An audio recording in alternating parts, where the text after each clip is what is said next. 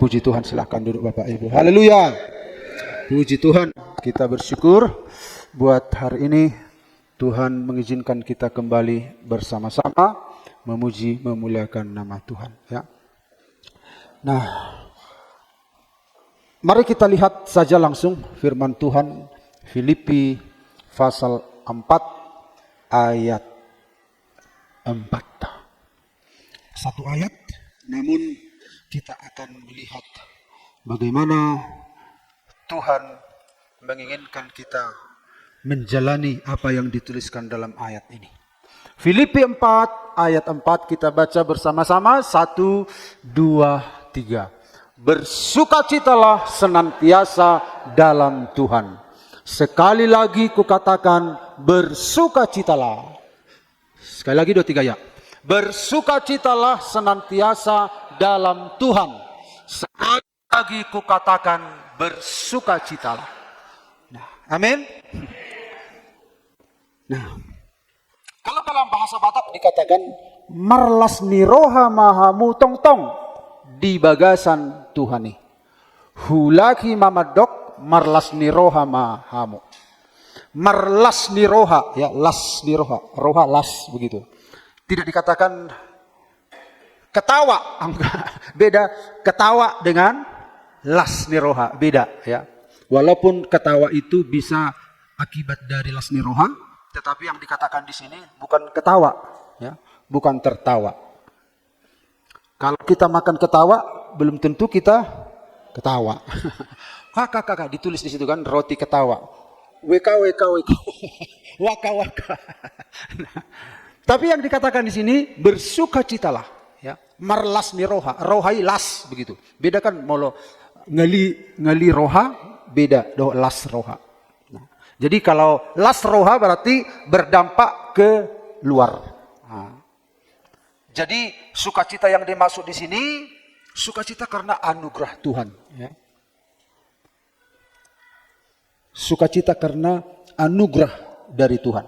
Nah, jadi kita saudara-saudara di tengah-tengah dunia yang penuh pergumulan ini, ya, penuh pergolakan ini, penuh masalah ini, anak-anak Tuhan seringkali kehilangan sukacita ini. Ya.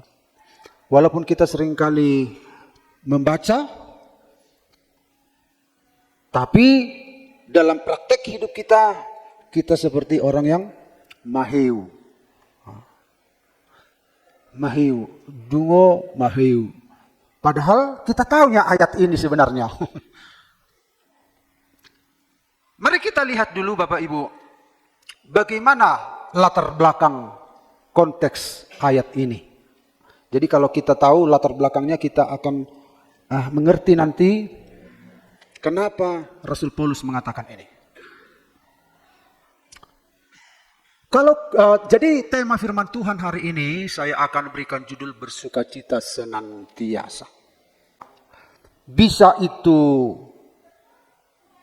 lewat ekspresi, bisa juga tidak. Yang jelas ini kondisinya di dalam. Nah, kondisinya di dalam. Mesinnya itu dalam keadaan hangat. Kalau sebuah mobil, mesinnya itu udah siap. Nah, jadi ini kondisinya di dalam. Kalaupun kelihatan keluar, tidak masalah, ya. Tapi yang penekanannya di sini adalah di dalam itu. Karena kita mengatakan karena sukacita itu adalah kekuatan. Jadi kalau kekuatannya nggak ada, kalau sukacitanya nggak ada, kekuatannya nggak ada. Makanya ada nyanyian kita, sukaan dari Tuhan itu kuatmu, sukaan dari Tuhan itu kuatku, las rohasiat Tuhan idogogomi. Nah, itu makanya dikatakan oleh Rasul Paulus bersukacitalah. Sementara orang yang tidak bersukacita itu seperti apa? Tulang-tulangnya seperti kering gitu.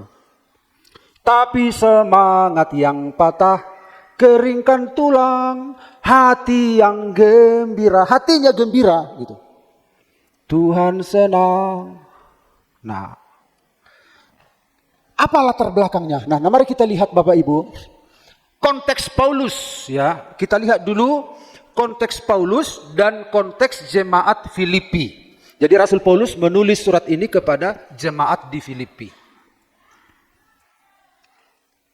Apa latar belakang Rasul Paulus sehingga dia diberikan Tuhan ilham untuk menuliskan ini?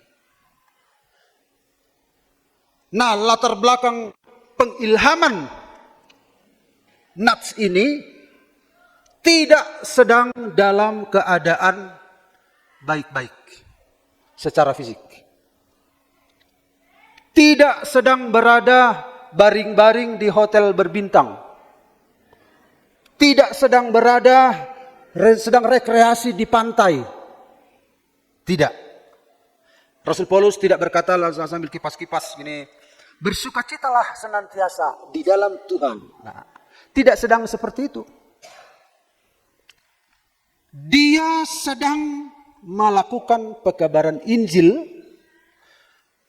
Tahu-tahu dia di penjara. Nah, kenapa dia di penjara?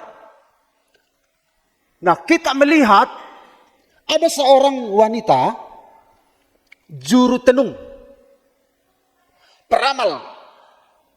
Ya kalau peramal kan ya berarti ada roh lain di dalam dia. Dukun. Nah, jadi dukun ini bisa jadi peramal, bisa jadi petenung, bisa jadi tukang obat. Jadi ini perannya peramal ini. Jadi dia bisa memberitahu masa depan, dia bisa mengobati. Ternyata dukun ini punya majikan. Dukun ini dipekerjakan oleh majikan. Jadi semua keuntungan-keuntungan peramal ini itu menguntungkan majikannya, tuannya. Jadi banyak keuntungan karena manusia kan semua punya persoalan kan? Semua manusia punya persoalan. Nah, dukun ini pemberi solusi dari persoalan. Tetapi ya harus dibayar. Nah, banyak untungnya. Wah, kemana-mana keuntungannya banyak. Nah, ternyata Rasul Paulus melihat itu kuasa kegelapan. Jadi ternyata kuasa kegelapan juga bisa melakukan aksi-aksi yang luar biasa. Ya bisa. Jadi kalau masalah pertolongan, kuasa kegelapan pun bisa. Jadi bukan hanya dokter, bukan hanya manusia, tetapi kuasa kegelapan juga bisa melakukannya. Karena manusia itu sedang bermasalah, butuh pertolongan. Manusia nggak peduli lagi, entah dari mana dapat pertolongan, yang penting selesai masalah. Itu kan sekarang. Nggak peduli lagi, nantilah belakangan itu dari Tuhan atau dari hantu, belakangan kita urus. Yang penting masalahku ini selesai dulu. Nah, orang nggak peduli tentang itu. Ternyata Rasul Paulus lihat, ini kuasa kegelapan. Akhirnya apa yang terjadi? Rasul Paulus, kalau kita baca kisahnya Bapak Ibu, kisah Rasul 16 ayat 16 sampai 24, tolong dibaca supaya sambil kita mengerti benar kisahnya. Kisah Rasul 16 ayat 16 sampai 24, silahkan. Yang sudah ketemu silahkan. 16.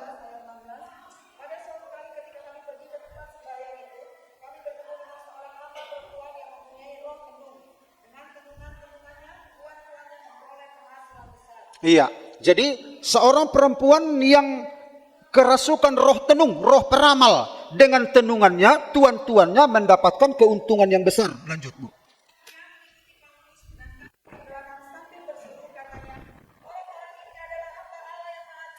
Nah, jadi ketika Rasul Paulus berjalan, ini wanita ini datang dari belakang. Bukan mengejek Paulus, tidak. Malah apa yang dikatakan? Nah, yang dikatakan perempuan ini positif atau negatif? Positif. Tidak dikatakan, jahat kau Paulus. Enggak begitu. Malah dipuji si Paulus. Malah dinyatakan orang-orang ini adalah hamba Allah yang maha tinggi. Nah, terus, Bu. Nah, wanita ini juga punya pernyataan, orang ini memberitakan jalan keselamatan. Tidak dikatakan orang ini jahat, tidak. Justru dikonfirmasi tugasnya Paulus itu apa. Sebagai seorang hamba Tuhan kan naik daun kan, naik kupingnya. Wah. Apa lanjut Bu? Beberapa hari. Nah kalau berkali-kali Rasul Paulus dipuji, pasti Paulus tidak akan mau mengganggu wanita ini. Gak akan tega. Terus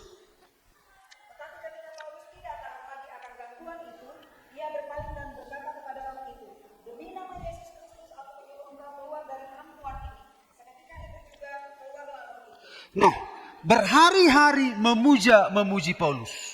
Positif yang dia katakan. Tetapi Paulus tidak tahan. Loh, kok tidak tahan? Karena Rasul Paulus itu tahu bahwa yang bicara itu adalah roh jahat yang ada dalam wanita itu. Rasul Paulus itu punya karunia marifat, membedakan roh. Akhirnya apa yang terjadi? Setelah berhari-hari diikuti si Paulus ini, mendukung Paulus, ternyata Paulus tidak nyaman. Semua pernyataan wanita ini, roh peramal ini adalah pernyataan dari kuasa setan dan ada niat yang tidak baik di balik dari pujiannya itu.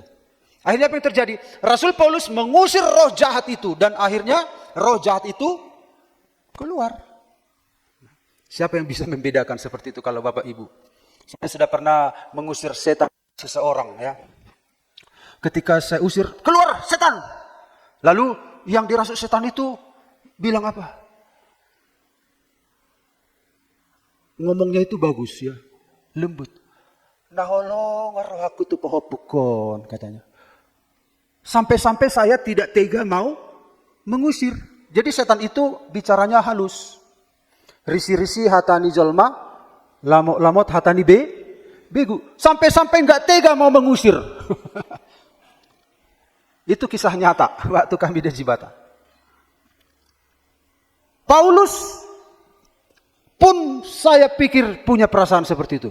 Dia kan sedang memuji, bukannya mengganggu Paulus memberitakan Injil, tapi ada roh yang lain. Nah, akhirnya diusir. Nah, ketika orang ini, perempuan ini bebas dari roh kuasa setan itu, dia dibebaskan, akhirnya tuannya kehilangan apa? Mata pencaharian, hilang sumber penghasilan karena Paulus saudara-saudara merasa merugikan tuannya itu. Jadi marahlah tuannya itu. Diprovokasilah seluruh rakyat dan dituduhkanlah tuduhan palsu kepada Paulus. Dia mengadukan Paulus kepada penguasa kota. Paulus kan kalau dia ingin nyaman kan bisa saja. Gak usahlah diganggu-ganggu, lagi pula kan dia kan gak mengganggu penginjilan kita. Tapi yang namanya iblis ya, yang menipu wanita ini pun kan ditipu iblis juga. Tuhan ingin membebaskan semua orang dari kuasa kegelapan. Bisa saja Paulus, udahlah kita tenang-tenang saja. Lagi pula positifnya dukungan dia terhadap kita. Tapi tidak, bagi Tuhan itu dia ingin membebaskan semua orang. Karena iblis itu adalah penipu ulung. Ya. Dan diprovokasilah semua orang. Akhirnya bermasalah lah. Akhirnya apa yang terjadi? Diadililah si Paulus dan dimasukkan ke dalam penjara. Si Paulus bisa saja bilang, "Ay sodok hiani, ay sohu peluahiani mana sian huason si Paulus, ay sohu rupihiani, dang pola terganggu, dang pola di penjara au sonon." Kalau kita melakukan sesuatu yang baik menurut firman Tuhan, kadang ada resiko-resiko. Ketika kita menghadapi resiko, seperti kita dalam penjara, muncul peperangan rohani dalam diri kita. Nah, waduh Tuhan, nah salah teknik doa Tuhan, nah kurang berhikmat doa Tuhan, yang kurang hikmatnya aku. Kan kita bisa begini, begitu. Pertanyaan dalam pikiran kita. Nah, yang kurang bijaknya aku, kok saya begini padahal aku lakukan yang benar. Nah, dari dalam penjara inilah Paulus sedang berbicara, bersukacitalah senantiasa. Dia tidak mempersalahkan apa yang dia buat, karena memang manusia itu banyak salahnya. Itu saudara-saudara keadaan dari Paulus. Bagaimana dengan keadaan jemaat Filipi pada waktu itu, konteks jemaat Filipi? Jemaat Filipi itu sedang mengalami aniaya. Orang-orang percaya itu dianiaya. Jadi kalau kita percaya sungguh kepada Yesus, kalau bukan aniaya fisik, aniaya perkataan pun akan kita alami. Jadi jangan heran anak-anak Tuhan yang sungguh-sungguh pada Tuhan, aniaya perkataan ini tidak bisa dihindari.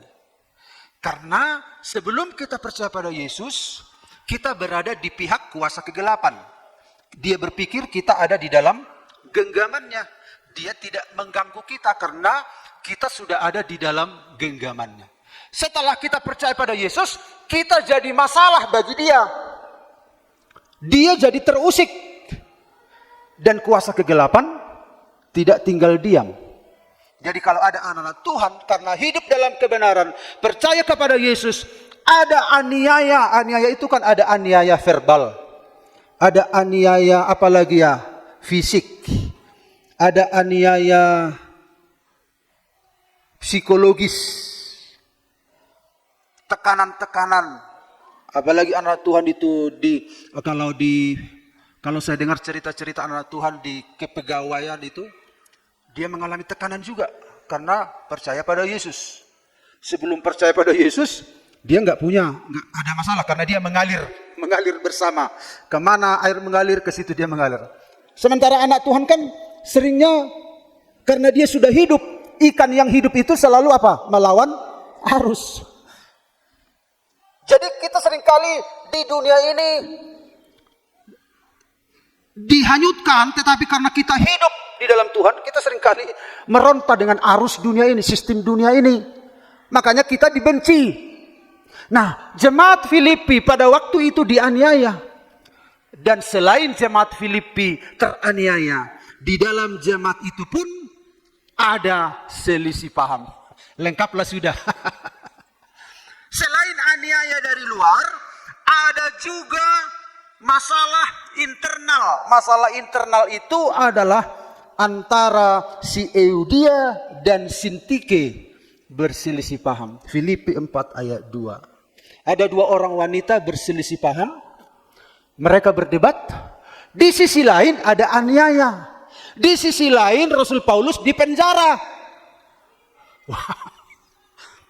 Di dalam konteks itulah Rasul Paulus diberi ilham oleh Tuhan, bersukacitalah senantiasa. Orang ini nggak bisa bersukacita kalau keadaan begini. Orang ini pun nggak bisa bersukacita kalau keadaan begini. Paulus pun nggak bisa bersukacita kalau dalam penjara. Tapi kenapa dia diberi Tuhan hikmat untuk menuliskan bersukacitalah senantiasa? Mengapa dia bisa menyatakan ini? Inilah saudara-saudara yang akan kita terapkan di masa-masa sulit di akhir zaman ini. Ada banyak masalah yang akan terjadi seperti Rasul Paulus. Dari pihak Paulus sebagai hamba Tuhan, dari pihak jemaat, dari pihak luar, banyak sekali tantangan-tantangan yang kita hadapi. Apalagi musim-musim musibah-musibah. Rasul Paulus mengatakan sebagai anak Tuhan, bersukacitalah di dalam Tuhan. Amin. Nah, tetapi belum jelas kenapa bisa bersukacita. Bagaimana bisa bersukacita? Mari kita lihat. Bagaimana agar kita dapat bersukacita senantiasa? Kita lihat Filipi 4 ayat 4, bersukacitalah senantiasa dalam Tuhan. Bahasa Batak, marlas ni roha mahamu tong di bagasan Tuhan. Ternyata kita bisa bersukacita hanya jika kita di dalam Tuhan. Di luar Tuhan, seorang pun tidak bisa bersukacita. Makanya kalau kita baca Alkitab, ayat ini tidak ditulis seperti menulis berita di koran. Ayat ini benar-benar diilhami oleh Roh Kudus. Di setiap kata itu ditempatkan oleh Roh Kudus. Makanya kalau kita menyanyi itu, memuji Tuhan itu jangan karena latah. Tahu latah kan? Gak ngerti artinya tapi lanjut terus gitu. Harus punya pengertian. Baca firman pun demikian. Nah, kalau kita lihat, bersukacitalah senantiasa di dalam Tuhan. Di dalam Tuhan yang dimaksud. Ini kita. Ada dua area ini. Di dunia ini, wah, sedang apa ini? Gempar. Ada musibah, ada ketakutan, ada krisis ekonomi, ada konflik seperti yang dialami oleh jemaat-jemaat itu tadi. Bisa nggak bersukacita dalam keadaan begini? Jantungannya, buat nama Tuhan, krisis Tuhan, buat nama, hape gugukku ngalamor Tuhan, buat nama Tuhan, hape gelekku dang dope, nahok dope. Semua manusia punya masalah ya. Kalau begini, bagaimana bisa bersukacita? Tapi kalau kita percaya kepada Yesus Kristus, kita berpindah dari gelap ke dalam terang, ya. Apa yang terjadi? Kita bersukacita. Di sini kita bersukacita. Di sini dangadong nahot di tanoon. Holan natape de jalma di tanoon. Dangadong sitio pon. Muba-uba. Tapi kir boita tia pon hot manguluta. Muba. Jadi gudang do persitio pon di jalma di hari perpudion. Dipikir imana boy hot. Tapi goncang, semua goncang. Tapi kalau kita percaya kepada Yesus, kita berpindah. Aku berkata kepadamu, sesungguhnya barang siapa mendengar perkataanku, Yesus ini, dan percaya kepada Dia yang mengutus aku, Bapa Surgawi mengutus Yesus, itu di hari Natal ya. Terjadi Allah menjadi manusia, firman jadi manusia. Mengutus aku, Ia apa? Mempunyai hidup yang kekal dan tidak turut dihukum sebab ia sudah pindah dari dalam maut ke dalam hidup. Jadi Rasul Paulus berkata, kita bisa bersukacita senantiasa jika kita ada di dalam Tuhan. Di luar Tuhan kita tidak bisa bersukacita. Di luar Tuhan kita hanya bisa bersukacita. Aku akan bersukacita kalau ini baik, kalau ini baik. Jadi faktor pembuat sukacita di sini adalah faktor luar. Ini. Sementara sukacita yang dimaksud oleh Tuhan faktor dari dalam. Faktor dari dalam. Karena apa? Karena dia anak Tuhan. Karena dia sudah ditebus oleh darah Yesus. Karena dia sudah menjadi milik Tuhan. Jadi sadari identitas. Jadi identitas kita itu yang membuat kita bersukacita. Kita itu ada di dalam Tuhan. Harta bukan identitas anak Tuhan. Pangkat bukan identitas anak Tuhan. Apalagi segala sesuatu di dunia ini tidak bisa menjadi identitas anak Tuhan. Kan kalau kita kan manusia pun seringkali berdampak begitu ya. Makanya harus apa? Kalau dulu saya diundang khotbah Natal, numpang coba lamar jamita au tu Natalan, manumpang kareta. Terus habis khotbah, ketua Natal, nakidalan di badita ya. Nah watching deh, ilema amplop sesuai dengan boncengan. Berarti nilai saya nilai firman yang saya sampaikan tergantung transport yang saya pakai. Lalu Tuhan kasih sepeda motor. Anakin dalam dipaditai tiki marjami tatusan. Roket dua panitia. Markareta alai kena hujan basah-basah. Masa basah-basah kurang harga diri. Oh, amplopnya segini. Terus naik mobil. Anak kita transport di padita ini gitu. Mar mobil bah. Oh, ibatubal. Artinya identitas seseorang pengkhotbah menurut mereka itu tergantung dari kendaraan apa yang dipakai. Itulah manusia. Tapi kalau saya perhatikan di gereja-gereja Pantekosta Karismatik, masalah memberi itu di gereja karismatik gak usah ditanya. Ya, bukan membandingkan, tapi di situ bedanya. Sehebat apapun saya berdoa, berpuasa, naik apapun saya, tapi karena memang mereka tidak menghargai pelayanan firman, ya sama dengan lebih berharga pemain keyboard di acara itu daripada pengkhotbah. Identitas kita tidak terletak pada apa yang kita miliki. Identitas kita ada di dalam Tuhan. Amin. Kita ada dalam Tuhan. Itulah identitas kita. Kita itu adalah anak Allah. Nah, identitas kita itulah yang membuat kita apa? Bersukacita. Makanya jangan harapkan sukacita kalau dia di luar Tuhan. Paling ya sukacita ya sukacita yang tidak mengalir begitu. Tidak ada sebuah kebebasan dari dalam. Mari kita lihat Habakuk 3:17-18, kita sudah pernah bahas ini. Sekalipun pohon ara tidak berbunga, pohon anggur tidak berbuah, hasil pohon zaitun mengecewakan. Sekalipun ladang-ladang tidak menghasilkan bahan makanan, kambing domba terhalau dari kurungan, dan tidak ada lembu sapi dalam kandang. Ini, pohon ara tidak berbunga katanya. Ini sedang berbunga ini. Pohon zaitun, pohon anggur ini berbunga, kan enak. Pohon zaitun berbuah. Nah, kalau begini hasil-hasil tanaman kita kan enak. Pasti senang, iya kan? Senang atau senang? Senang, berhasil. Memuji Tuhan pun pasti lebih mudah. Ya, pujilah Tuhan. Tapi setelah ingat ada hasil, tanpa diminta pun bersukacita, jemaat-jemaat Tuhan bersukacita.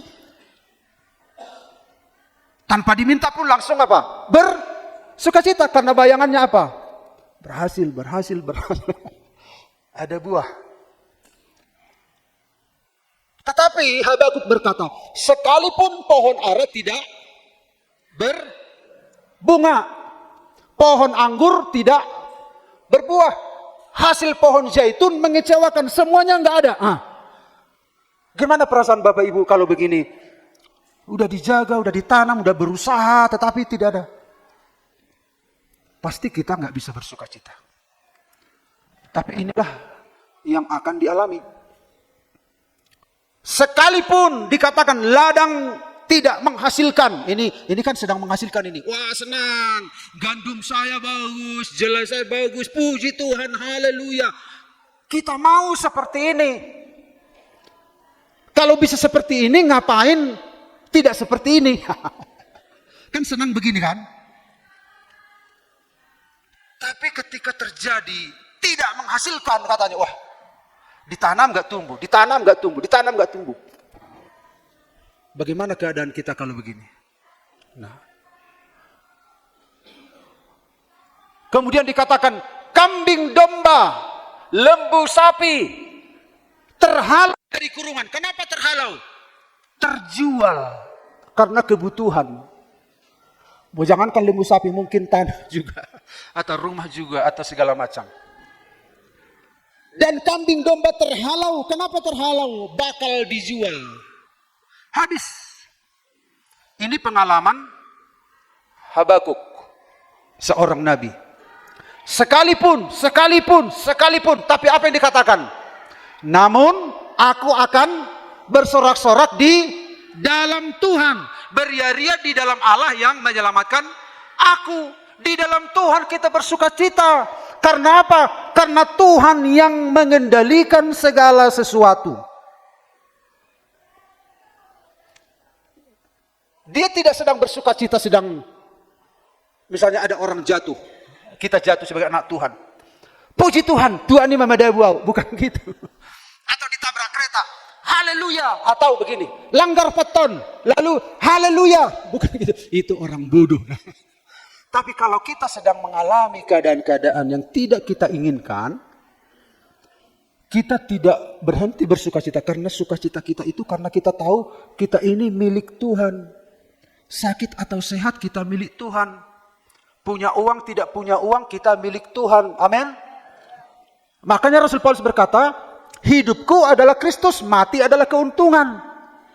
Bagi Paulus tidak masalah lagi. Tuhan yang penyebab sukacitanya. Tuhan yang kesadaran akan siapa dia di dalam Tuhan, itu yang membuat dia bersuka cita. Bukan karena sukacita seperti apa yang dipikirkan. Jadi bagaimana supaya saudara dan saya bisa bersuka cita? Bersuka cita dengan identitas saudara. Identitas saudara adalah di dalam Tuhan. Amin.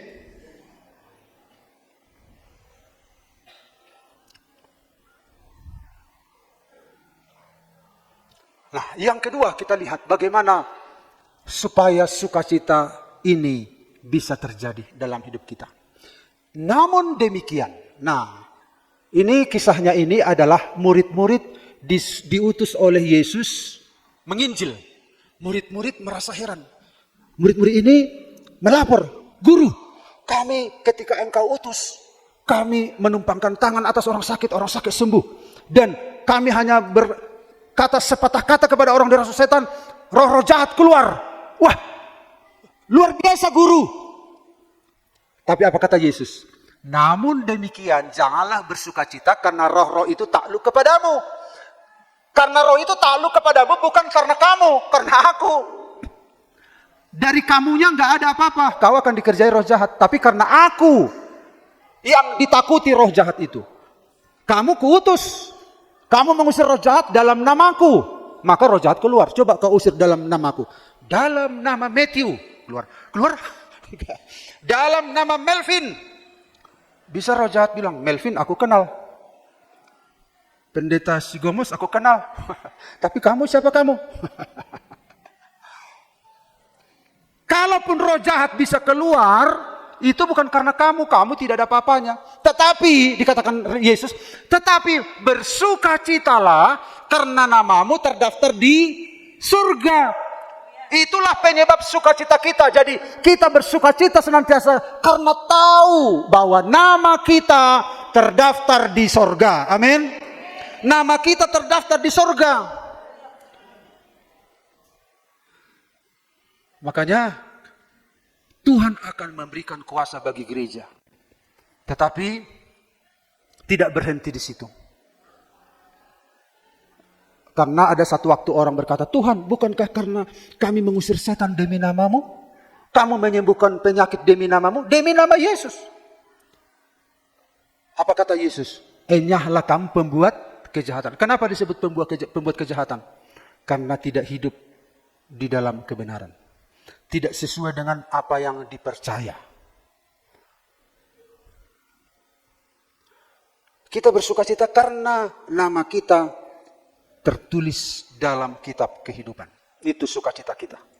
Jadi kalau kita mengalami masalah, sukacita kita itu tidak tergantikan. Karena apa? Kita punya rahasia di dalam yang tidak bisa dilihat oleh orang. Yang penting aku terdaftar di surga. Walaupun aku tidak terdaftar di BPJS, aku terdaftar di kerajaan surga. Haleluya. Amin.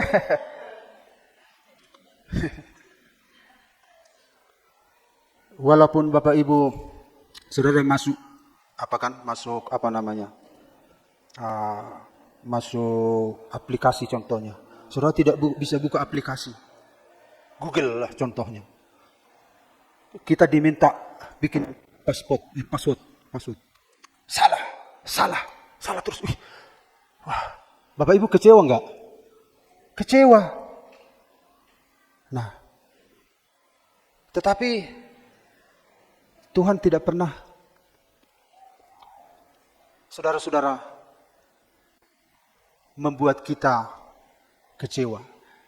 Dia tidak pernah lupa tentang kita. Dia ingat kita, ya. Walaupun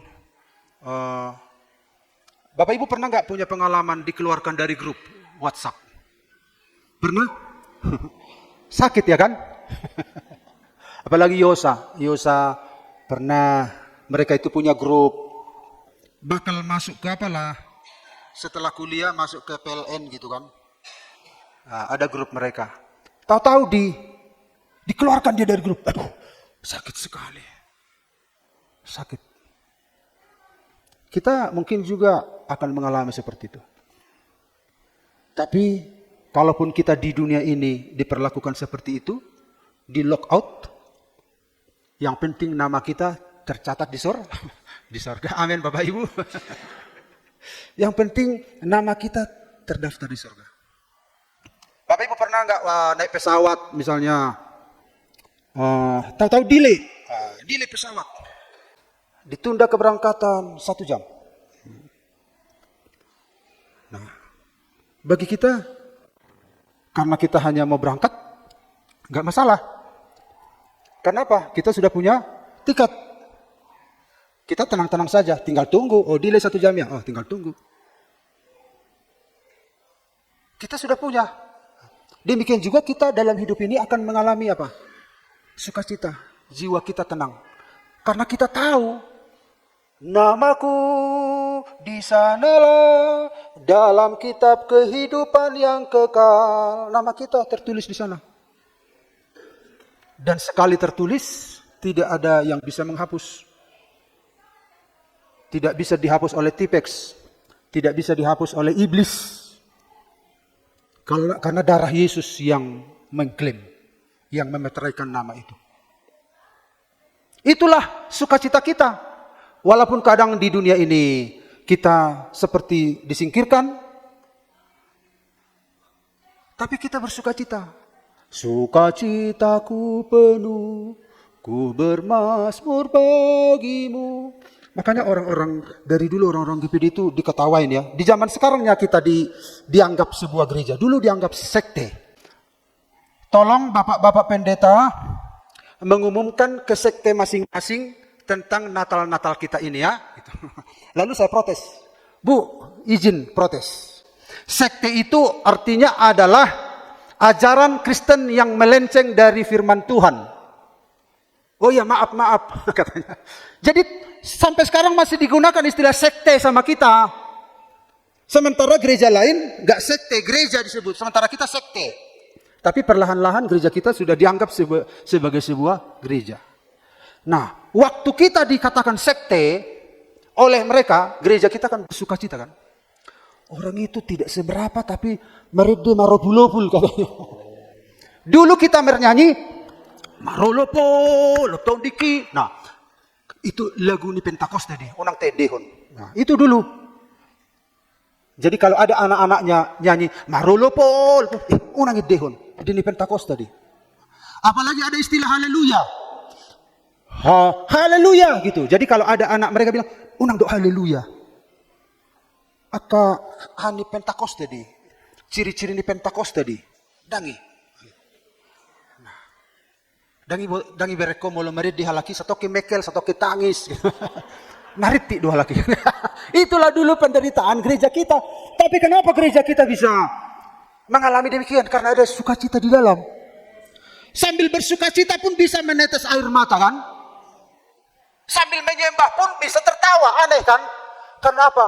Ada rahasia di dalam. Sukacita karena Tuhan. Pernah nggak Bapak Ibu menyembah? Penyembahan itu lembut, tapi malah tertawa kita. Kenapa? Indah. Gitu. Pernah nggak Bapak Ibu? Lagunya sukacita, tetapi air mata saudara turun. Itu Roh Kudus yang mengerjakan. Karena kita tahu siapa kita dalam Tuhan. Kita adalah anak-anak Tuhan. Nah, nama kita terdaftar di surga. Dari mana kita tahu bahwa nama kita terdaftar di surga? Iman kepada Kristus. Karena begitu besar kasih Allah akan dunia ini sehingga ia mengaruniakan anaknya yang tunggal. Supaya barang siapa yang percaya. Kenapa masalah percaya? Karena tidak ada yang bisa kita perbuat. Gak ada. Makanya agama lain bilang, gampang kali menjadi orang Kristen itu. Ya, itu yang Tuhan bilang. Coba, kalau nggak segampang itu mau gimana rupanya? Mau menyenangkan hati Tuhan dengan perbuatanmu? Perbuatanmu tidak bisa memenuhi standar Tuhan. Alkitab mengatakan kebaikan manusia bagaikan kain kotor. Kebaikan apa yang mau bisa menyenangkan hati Tuhan? Standar manusia itu sudah anjlok. Dengan agamamu, dengan moralmu, dengan perkataanmu, dengan tingkah lakumu, nggak ada. Makanya barang siapa yang percaya percaya, hanya itu iman. Karena tidak ada yang memenuhi syarat yang dimiliki manusia untuk bisa diselamatkan. Gak ada syarat apa, gak memenuhi syarat. Karena tingkat kepuasan Tuhan itu, ya levelnya itu tinggi. Bisa kita memuaskan Tuhan dengan level rendah? Gak bisa. Makanya dengan iman. Makanya kalau orang kehilangan iman, udahlah.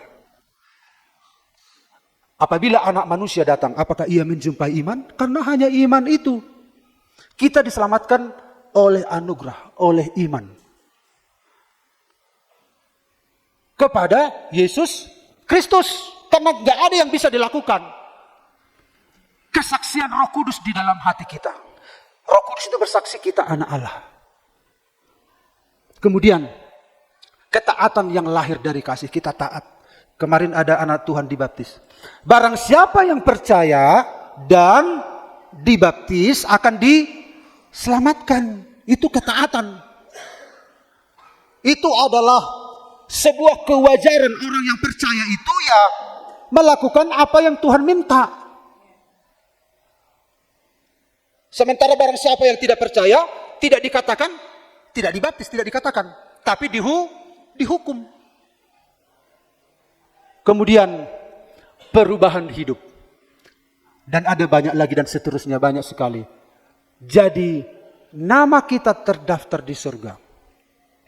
Karena kita tahu bahwa kita telah mendapatkan hidup yang kekal. Nah, alasan yang ketiga, bagaimana kita bisa bersuka cita dalam senantiasa. Filipi 4 ayat 4. Bersukacitalah senantiasa dalam Tuhan. Sekali lagi katakan bersukacitalah. Marlas ni roha mahamu. Tong tong. Senantiasa tong tong.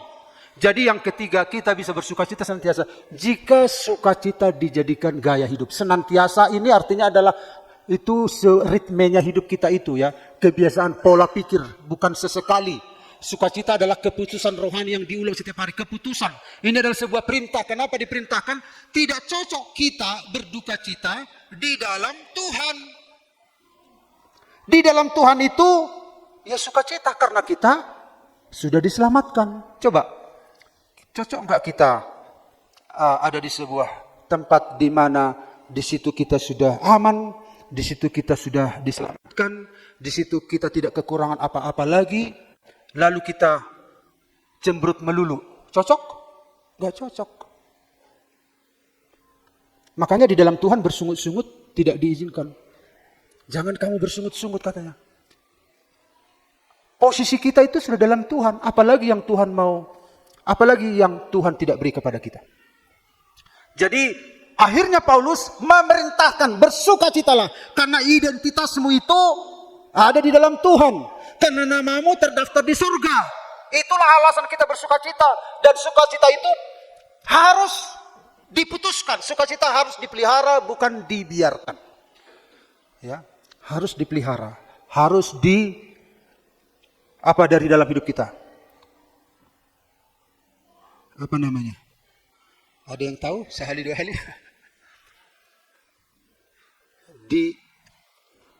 Dilakukan. Apa dia apa? Ekspresikan, eksekusi begitu. Jadi Tuhan ini tidak terletak pada emosi kita lagi, terletak pada siapa kita dalam Tuhan. Eksekusi. Ketika kita sadar siapa kita dalam Tuhan, harus dibiasakan, ya. Jangan dibiasakan tidak bersukacita. Jangan dibiasakan holsoan. Biasakan bersukacita karena siapa kita dalam Tuhan.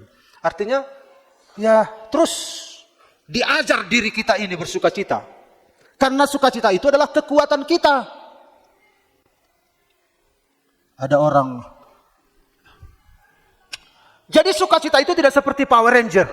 Berubah, bersukacita. Enggak. Ternyata Paulus bilang, kita harus membuatnya senantiasa. Ya. Harus ada sebuah tindakan-tindakan, keputusan-keputusan. Putuskan bersukacita. Putuskan bersukacita karena Tuhan. Karena namamu telah ada dalam kerajaan surga. Karena kamu adalah anak Allah. Tidak sekejap. Daku mau tuh dua anak masa, dak las rohaku, enggak ada begitu. Setelah dalam Tuhan tidak ada lagi muncul tiba-tiba, tetapi sebuah keadaan yang disengaja karena kesadaran siapa kita dalam Tuhan. Dengan tindakan yang disengaja, kuasa kegelapan itu akan dikalahkan dengan pasti. Amin, Bapak Ibu. Ada orang yang ingin diet, dia berhayal, aku akan six pack. Tapi dalam praktek sehari-hari yang diangkat apa? Remote. Bisa enggak? Yang dipikirkan angkat besi, tapi yang dilaksanakan apa? Angkat remote. Dalam Tuhan pun supaya firman ini bekerja dalam hidup kita, belajar bersukacita. Ini sebuah perintah karena identitas kita dalam Tuhan itu sudah jelas. Amin. Amin. Senantiasa, secara kontinu. Dengan demikian kita mendapat kekuatan menghadapi masa-masa. Kita akan berkemenangan. Bersukacitalah, kata Rasul Paulus. Itu dalam penjara dia mengatakan itu. Karena kita adalah anak-anak Allah. Amin. Walaupun memang kita enggak tertawa, tapi ada sebuah kehangatan, ada kebahagiaan di dalam hati kita. Haleluya. Amin. Tuhan memberkati kita.